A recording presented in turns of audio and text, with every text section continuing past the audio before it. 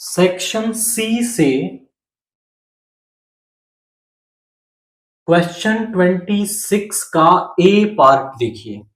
क्या कह रहा है क्वेश्चन?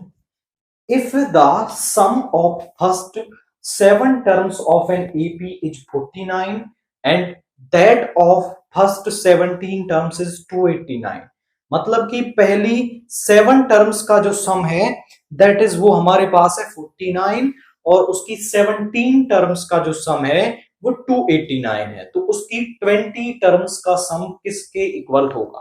तो पहले मैं वो एपी मान लेता हूं। लेट द एपी इज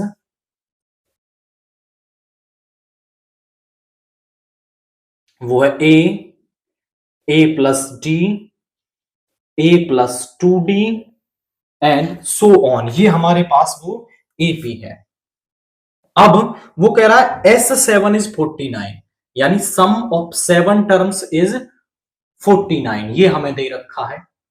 अब आप यहां पे समझें कि 7 टर्म्स का सम 49 है। मैं SN का फॉर्मूला लगा दूं यहां पे, तो वो होता है 7/2 2a प्लस n, हमारे पास 7 minus 1, common difference is d is equal to 49।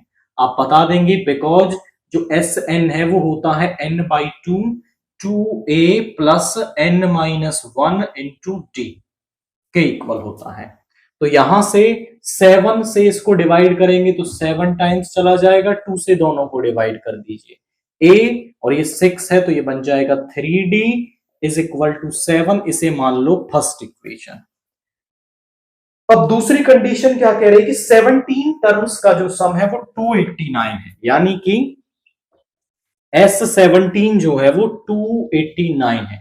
अब यहां पर ये फॉर्मूला n की जगह 17 रख दो यहां पे, तो 17/2 2a plus 17 minus 1 is 16d is equal to 289।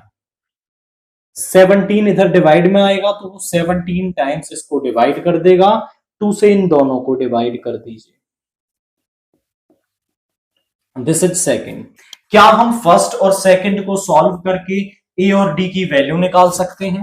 तो यहां पर आप देखिए, फर्स्ट में से मैं सेकंड को सब्ट्रैक्ट कर दूं तो a plus 3d is equal to a plus 8d is equal to 17। Subtract कर देंगे तो यहां पे आ गया माइनस का 5d और यहां पे आ गया माइनस का 10। माइनस से माइनस, 5 से 2 times, d is equal to 2। इस d इज इक्वल टू 2 को फर्स्ट में रख दो, putting d is equal to 2 in first, तो यहां पे क्या आ जाएगा a plus 3 into 2 is 6 is equal to 7। इधर ले गए तो a is equal to 7 minus 6 is equal to 1 which implies a is equal to 1। यानी कि हमें a मिल गया, d मिल गया, और जब हमें a और d मिल जाए तो फिर हम कोई भी इसकी टर्म या फिर किन्हीं भी टर्म्स का सम हम निकाल सकते हैं। अब क्वेश्चन हमसे कह रहा है कि भाई अब 20 टर्म्स का सम निकाल दो, तो S20 मैं यहां निकाल सकता हूं। S20 is equal to 20/2 2a plus 20 minus 1d, ये होगा फॉर्मूला। और a की वैल्यू हमने अभी निकाली, दैट इज 1, तो ये 2 हो गया, दैट इज 19, और d हमारे पास क्या है 2 is equal to 10 into 2 plus 38। 10 into 40 is 400। तो सम ऑफ 20 टर्म्स हमारे पास क्या आ गया, दैट इज 400 आ गया। करा कैसे है हमने? पहले एपी को मान लिया, S7 और S17 दे रखा था, दोनों को यूज करके मैंने क्या निकाल दिया है, ए और डी की वैल्यू मिल गई।